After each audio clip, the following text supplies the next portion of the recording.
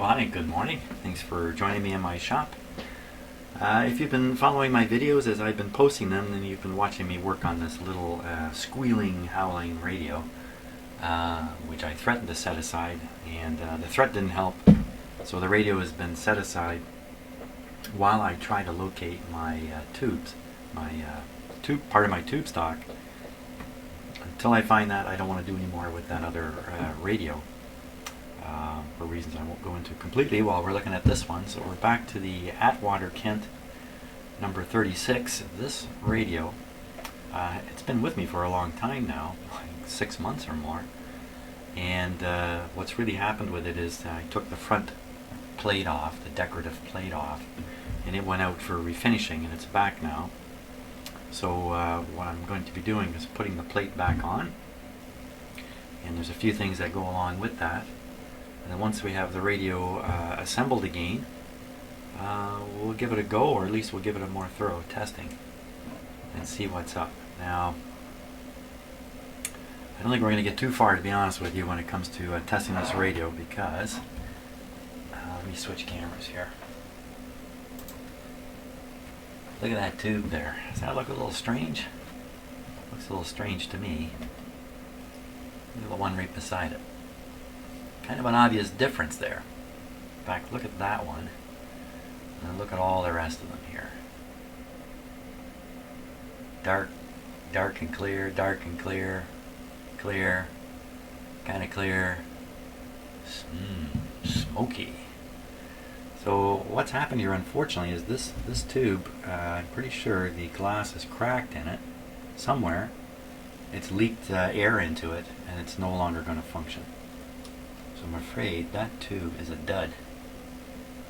A bit of a drag. Once again, I'm not so sure I have a replacement on hand for this tube. But we will check into that when we get there. But as it stands, I'm pretty sure this tube would keep this radio from operating. So,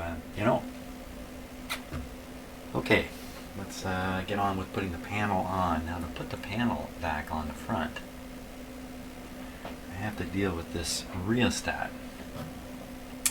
And when I was taking this apart, and like a lot of things, it's the first time I'd ever faced this particular model of radio, or really anything quite like it when it comes to disassembly.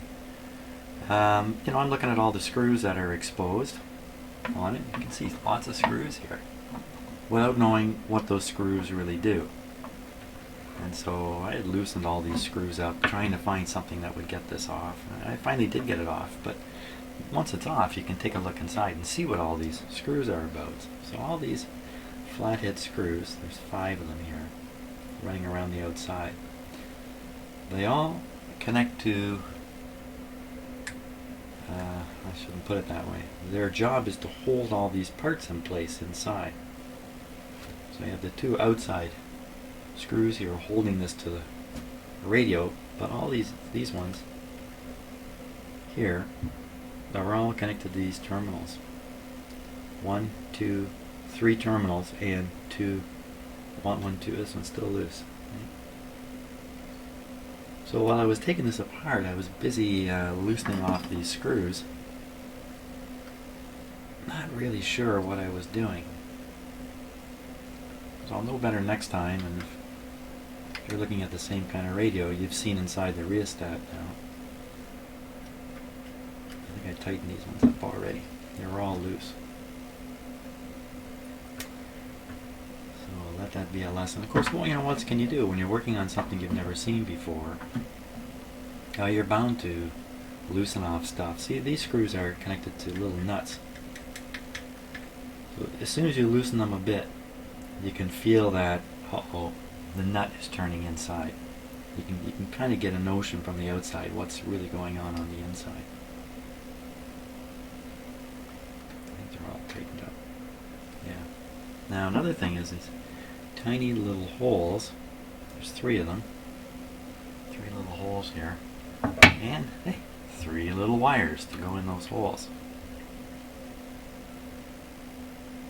So what I've got on my computer screen over here is, now I can't really see what you're seeing, but if you look up at my computer screen, I'm gambling this is in focus here, because I cannot see what you're seeing right now. But there's a shot showing the wires, showing how the thing is wired up. Hope that came through on camera. Might have been a little blurry. So I'm able to refer to this picture and get the wires straight, which is one of the great things about, oh, you can actually see it in the background even from here a little bit. Of course, that's back to my video software now.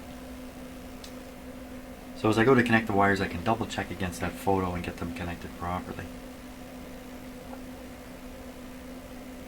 Now I had a heck of a time getting this off the plate. The front plate is still in its packaging from being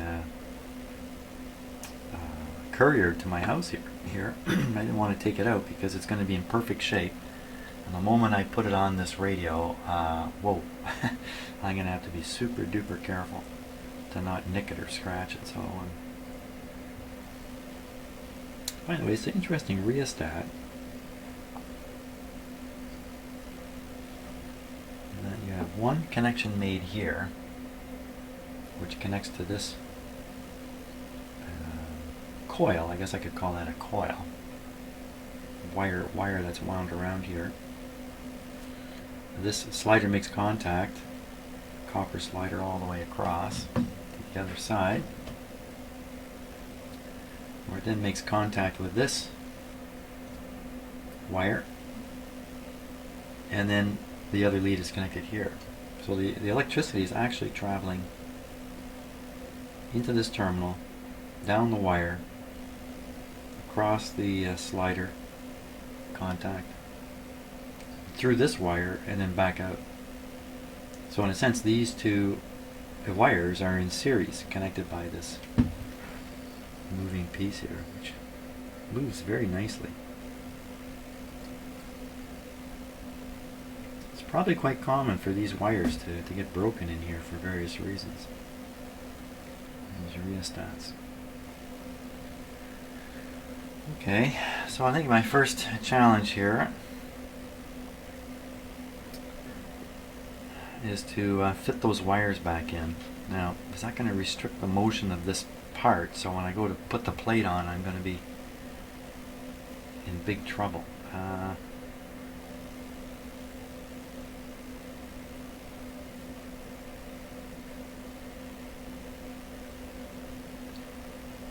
don't think so.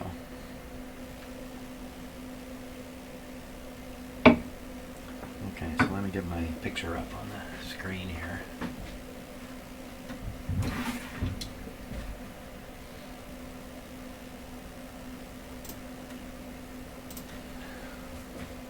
Okay, so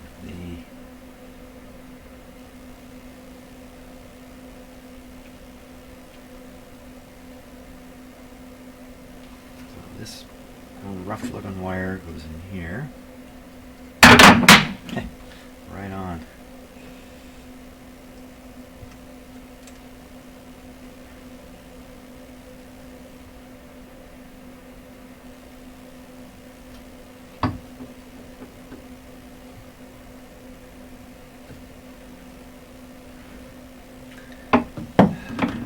Conductors coming through and the insulation is being pushed back on this wire.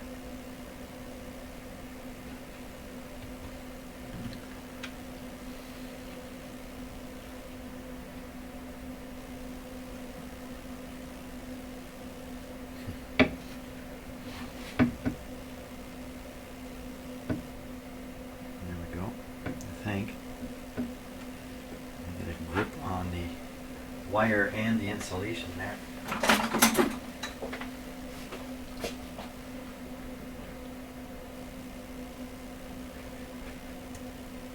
There we are.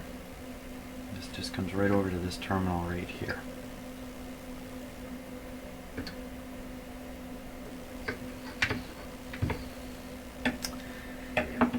getting a little tight. This one.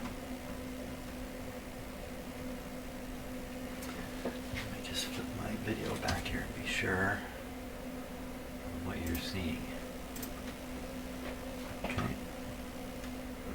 this wire.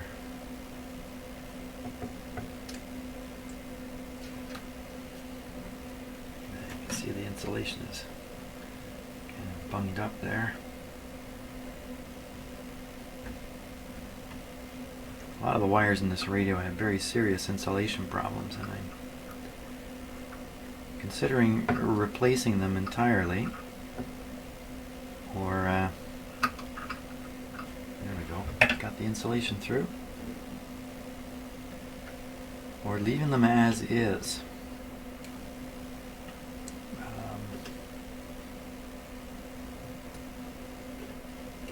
Now the person who owns this radio, their concept is this radio and all the others they own, they want them to be in very good condition at this point in time, so that 20, 30 years from now, 40 years from now, they will work. So any componentry that's in it now that's not likely to last 20, 30 years needs to go. That's kind of the theory. That's a little tricky to do in practice. So when you see wires that are cracked and rough shape, you're thinking, wow, 30 years from now those wires will be completely naked, maybe the insulation will have completely crumbled. I'm not sure what to make of that idea. In the case of the insulation in this radio, the insulation has shrunk. It's pulled away from itself and generated cracks every few millimeters, maybe every 3 or 4 millimeters. Insulation is pulled away from itself. The question would be, is that process finished now? Has whatever chemical change that's occurred in the insulation, is it done?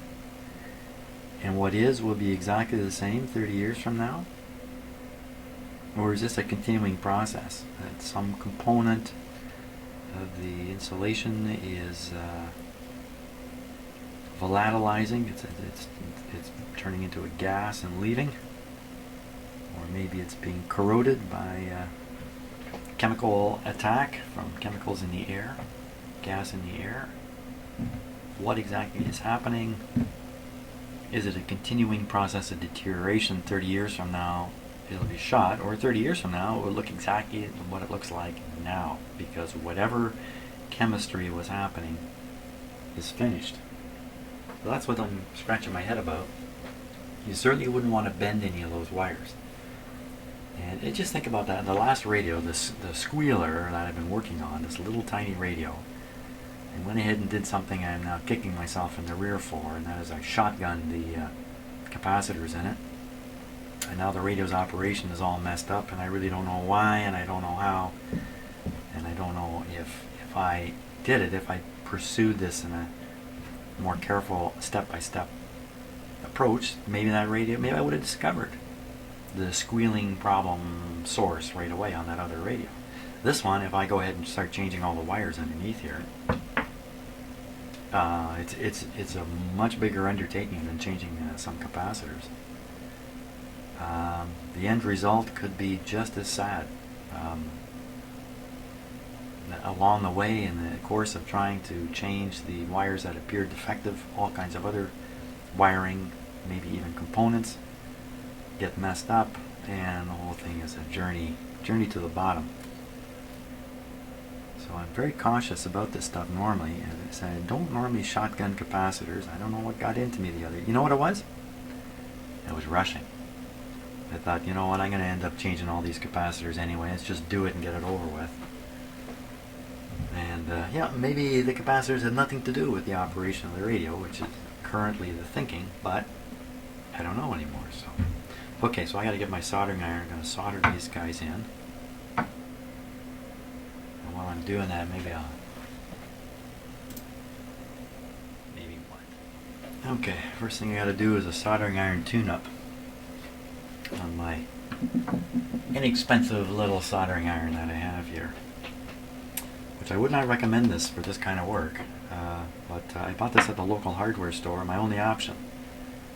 And I've had it for quite a while now. It's actually been doing relatively okay. Although a lot of you recognize this is not a typical soldering iron to be using in an electronic shop. See, the tip actually plugs in like that. But look, yeah, it's kind of loose and wobbly in there. I think this is very simple. It's almost like a phono plug mini plug combination here. And I've dropped this on the floor a few times, whacked it by the point here, and kind of driven a shock into it. And that's opened up this shell here, which I'm going to try to squeeze back. I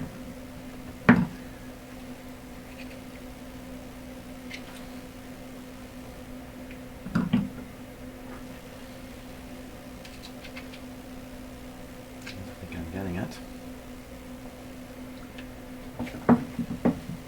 So when it plugs in, when the tip plugs in, it makes contact with a finger inside. So the tip goes in and makes contact with this finger. The finger eventually gets bent back, and so the tip goes in and makes loose contact. And then while you're working on things, you're wiggling the tip around, the contact comes and goes a little bit when it gets bad enough. So that's part of the downfall of this.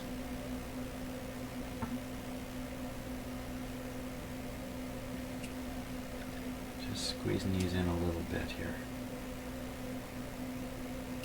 I think. That's better. Now, the internal contact. I don't think I'm going to be using this too much longer. So I'm trying to look in to see it.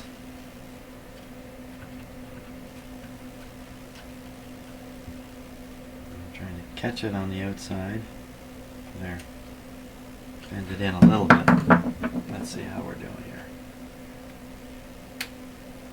Perfect. Okay, so this is not a rugged soldering iron by any means. This has to be treated very gently, but the cool thing about it is it heats up in about 15 seconds. But its days are numbered, for sure. Next time I'll get one that's a little more standard. That's a great field soldering iron for when you're out roaming. Whoops, I think I left the solder. In my office. Let me run back and get it.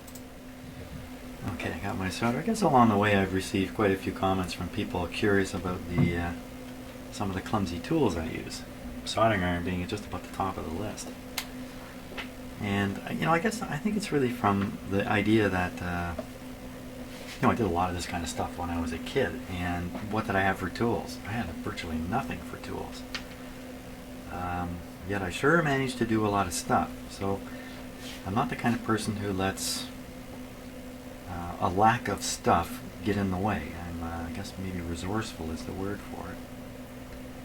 And I'm very tolerant of using less than ideal tools. Sometimes the amount of money involved to get the proper tool is next to nothing, but still here I go. You know what, these wires are not going to solder just as they are.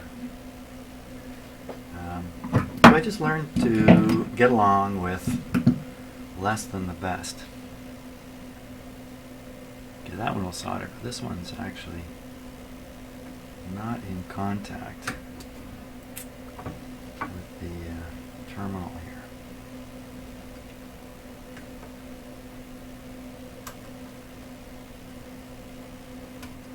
So, why was my soldering iron in my office? Well, my office is also my shack. Oh, look at that. This is not very good design. This wire comes in through a hole right next to this piece of metal here, and wow, it's just a fraction from shorting. Just pull this in a little more. Yeah, so my office is also my shack, radio shack. As the shortwave radios in it, and ham radio stations, stuff like that. But of course I haven't got this stuff together yet, of course, because I've only lived here for a month and a half, 2 months. I'm doing lots and lots of stuff.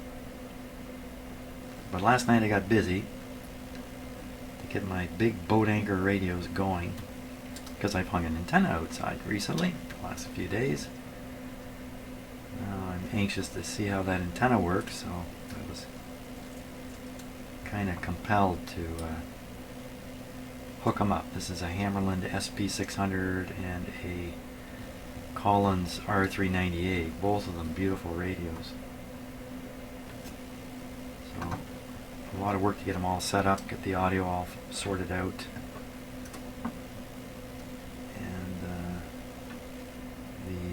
Collins is working just beautifully. I'm taking the audio from off the diode load terminals on the back of the radio, feeding it into a high fidelity amplifier, and there we go. Well, the sound is just beautiful. My Hammerland didn't survive the journey here for some reason. Appears to be working in all respects, but nothing coming out of the speaker. So that's what my soldering iron was doing in there. I was trying to fix the radio in my office there, and I got no facilities in there, so it's coming in here. After I finish this radio, I think the Hammerland's coming in here. I knew it needed to be better aligned. I changed all the capacitors in that radio quite a while ago, before I was doing videos here. Unfortunately, just a few months before I started doing videos. It took me a month, 65 capacitors. That's a lot of capacitors.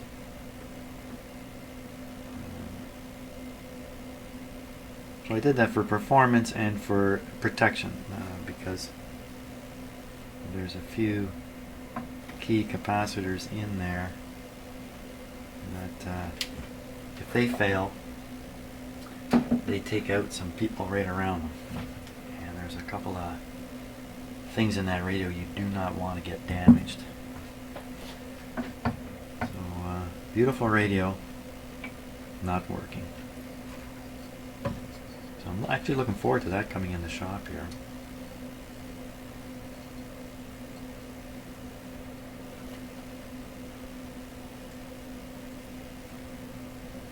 This terminal's loose. I've got the wires on here, and I'm hampered. Didn't really tighten all these.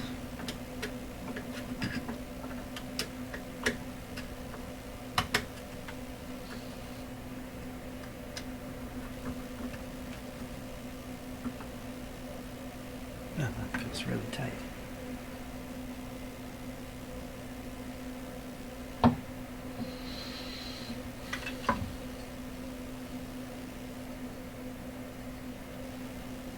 I just use this springy piece of copper here to press up onto this piece,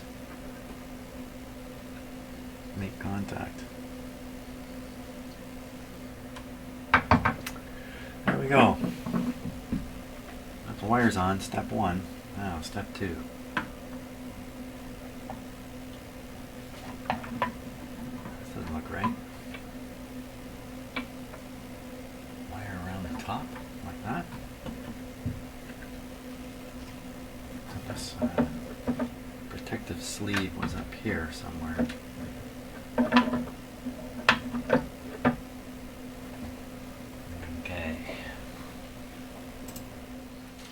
Okay, so I think I can screw this back onto the radio like this, and then put this wire comes around this way, and then put the plate back on the front. So being the clever guy I am, I kept all the parts in the bag here.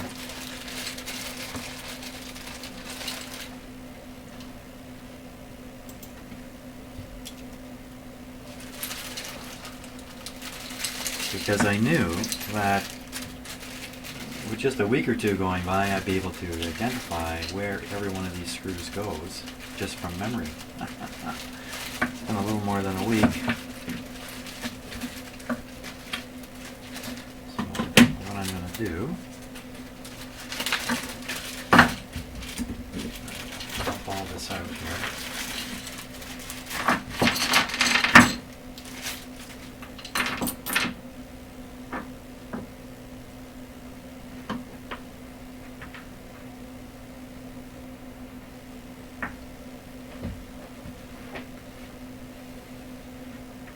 Sort them out.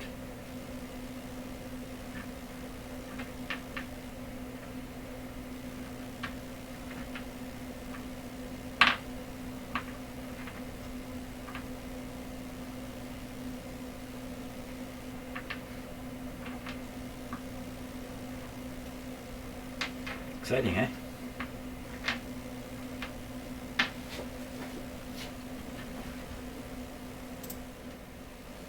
Okay, so here's how this is going to work. Here's the two screws that I used to put the, I will use to put this back on. Nuts, screws and nuts.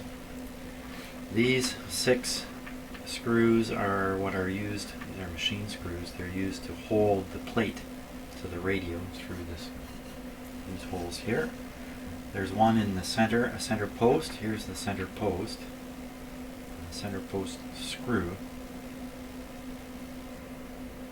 Nice brass looking screw. But I don't think this is visible. Maybe it is. Maybe this post is standing out the front of the radio here somewhere. Sort that out later. This dial's going on here. This dial's going on here. This is like I think this is like an antenna trimmer. Kind of interesting what's going on there with it. Have a peek at this.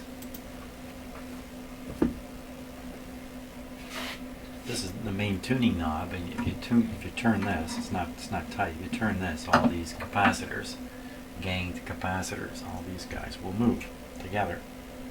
This last control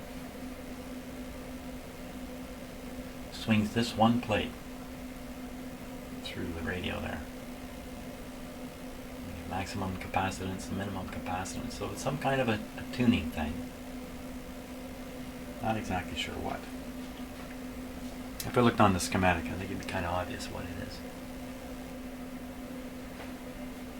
So I think I got most of these. Now these screws, I believe, are the ones that will go through the front panel and screw the radio into the cabinet, which I don't have the cabinet. Back to my screw shot here. So I'm just showing you how I sort out, the things I can't remember. Now all of these screws, they're all a little different. They're all modern. These are all modern screws here.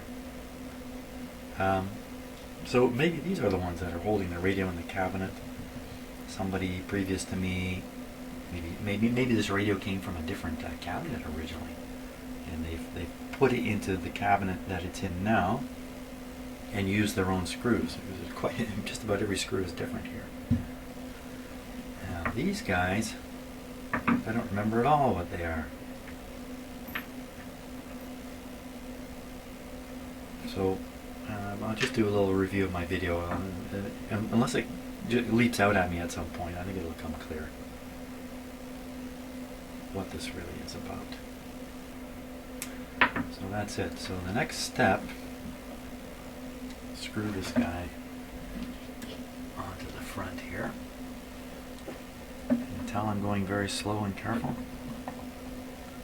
I'm just going to pray I can fit the panel over it successfully. I had such a hard time getting the panel off of this. Pushing it on might be a lot easier, especially since I kind of know what's going on too. I've taken it apart, so I know fits where. At least I think I do.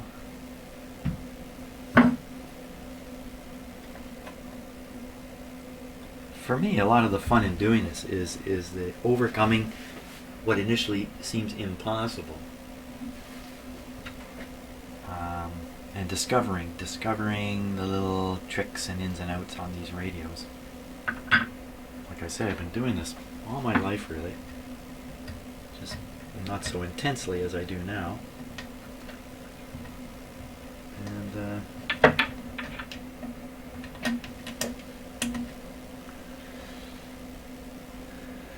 I'm going to put a nut on the back of a screw like that. Put the nut on my finger, try to make it stick a bit. Down she goes. Oh yeah, right. There, see? Down it goes. Yeah, I can't get my finger in there. So that technique won't work. I like that, doing that, because when you get it down to the screw, let me grab an example here. You can feel what's happening as you try to get it to mate, even if you can't see what's happening. So I like getting my fingers right in there. Huge amount of information for our brains to utilize, you know, and because I'm doing it with this tool here, I'm going to have to rely on eyesight.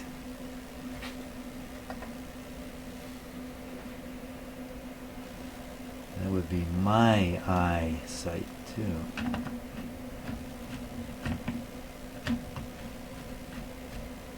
There we go. That went pretty easy. Not like my truck the other day when I had to take 4 bolts off to do a repair, and the first bolt took me 3 hours to get off the truck.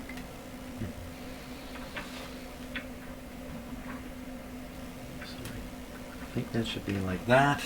We will find out when we slide the cover. The cover only comes a little ways down here. You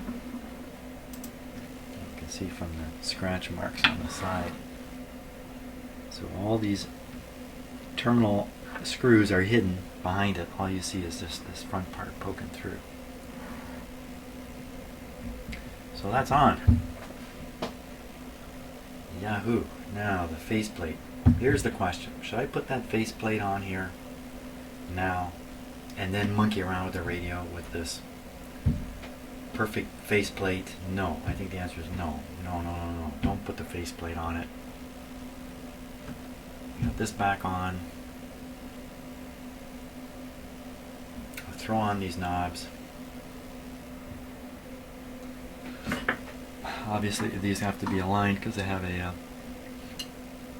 scale on them, but I'm not worried about that. I just want to stick them on. And now, as for operating this radio, how can I possibly operate it with that tube? Okay, so how certain am I that that white tube, the ghost tube, is really shot? I'm pretty certain. I mean, I shouldn't say that. How can you be? I'm sort of certain. Means I'm not certain. Hey, I hear a kitty. So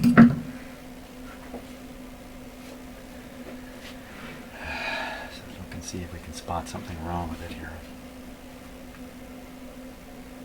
A crack or something.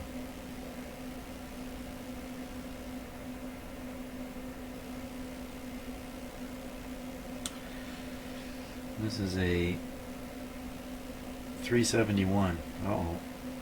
371. CX 371.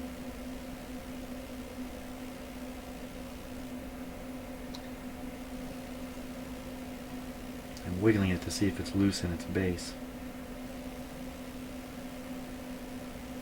Feels pretty good, you know.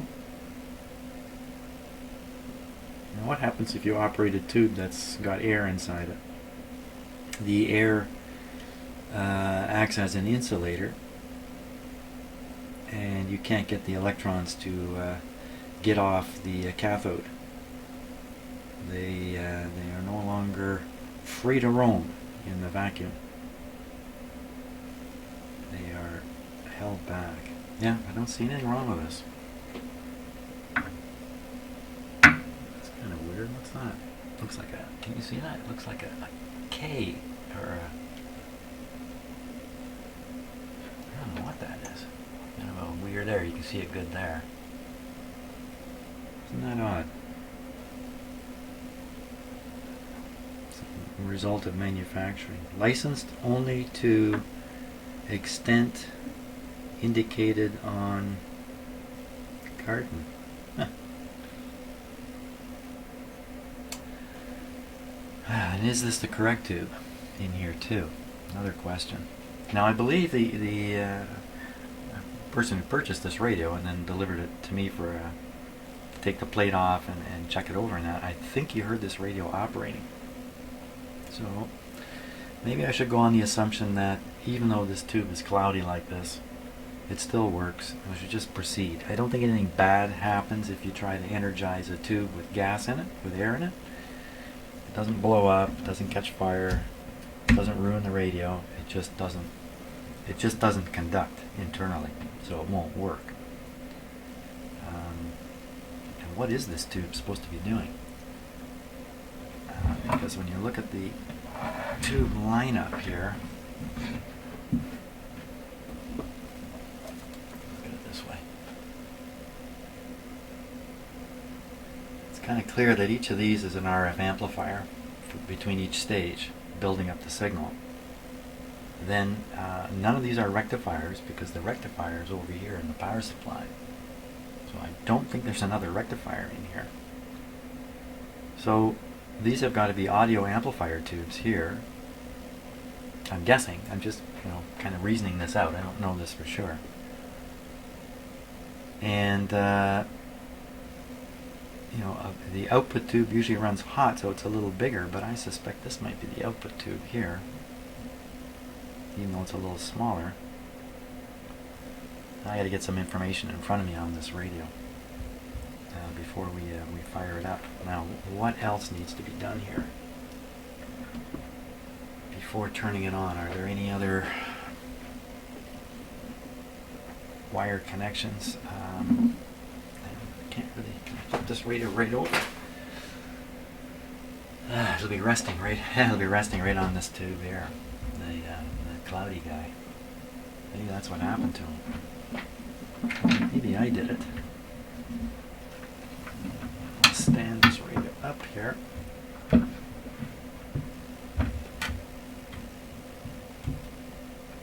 a disaster waiting to happen. I think I'll switch cameras.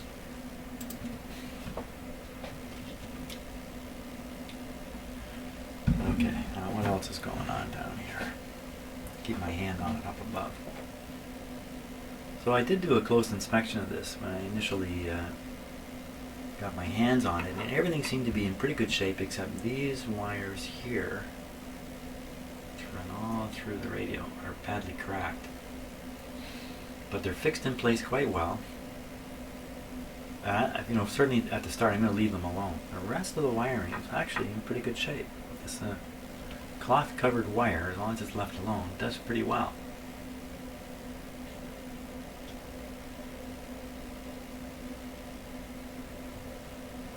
So I'm just looking for things that have been bent into an inappropriate spot because it's been out of the cabinet for so long, and of course we have the wandering orange drop capacitor, which is no doubt glued somewhere.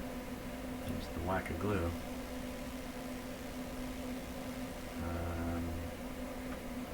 It may not have been glued onto the chassis here, and the person who did it may have glued it to something else, and that's why it's off now.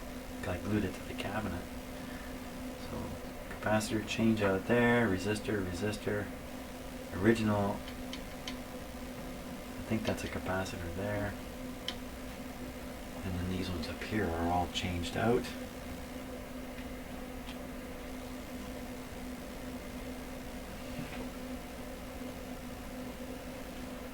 God, this is really close to let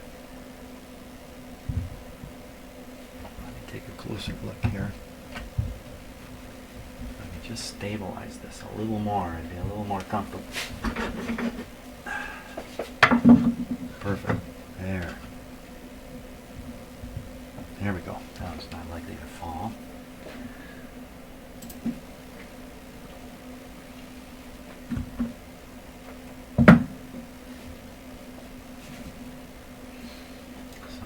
these capacitors. 0.39 microfarads. It's a pretty big capacitor for such a small rating, wasn't it?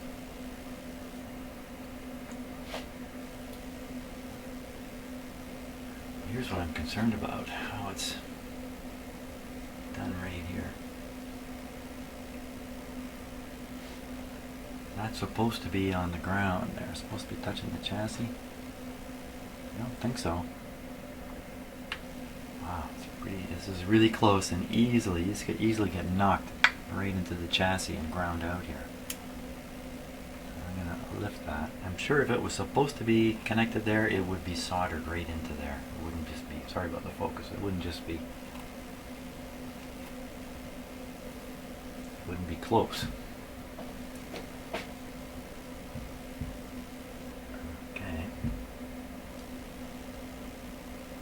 So, question is, can we put all the wires onto the power supply and turn this guy on? Well, let's see if we can get the wires onto the power supply. That would be the next step. By the way, I do have a 600 ohm speaker here. I'll be able to connect to this proper speaker impedance. Do I dare leave this up like this? I don't think so. Let's lay it back down. Reduce its potential energy here.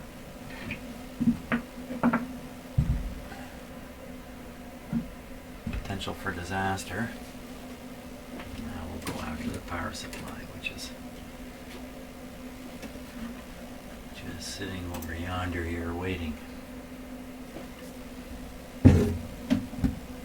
What a honking cable. Okay, so this is going to go on like this. Let me just move a few things out of my way here. Get this power cord out of here.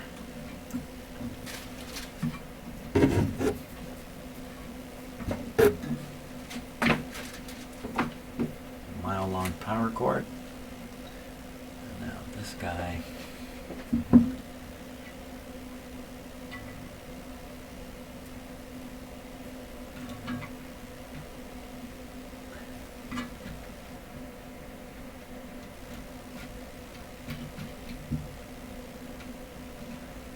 He's going to fit here.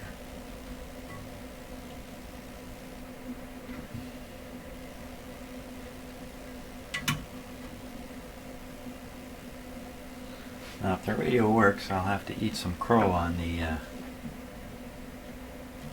smoky glass tube. And if the radio doesn't work, which is quite likely, then I'll be left thinking, well, it's the tube. Better sort that out before I do anything more with it.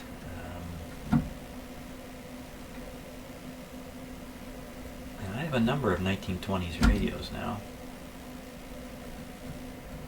So there's some tubes in those. But I don't recall that particular tube number.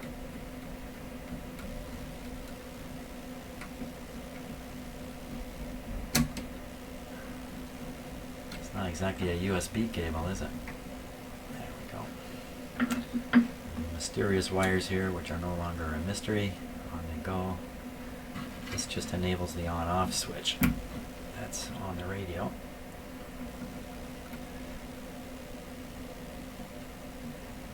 Not a very good connection there.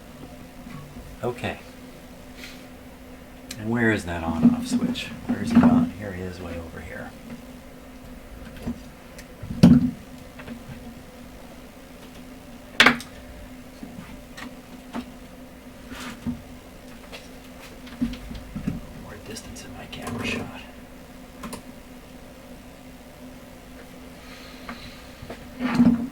Okay, now I need to connect the speaker up before doing anything else.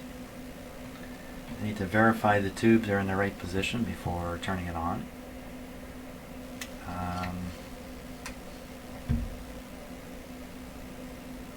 that would be about it. So at this point I got to get a little bit of information out on this radio.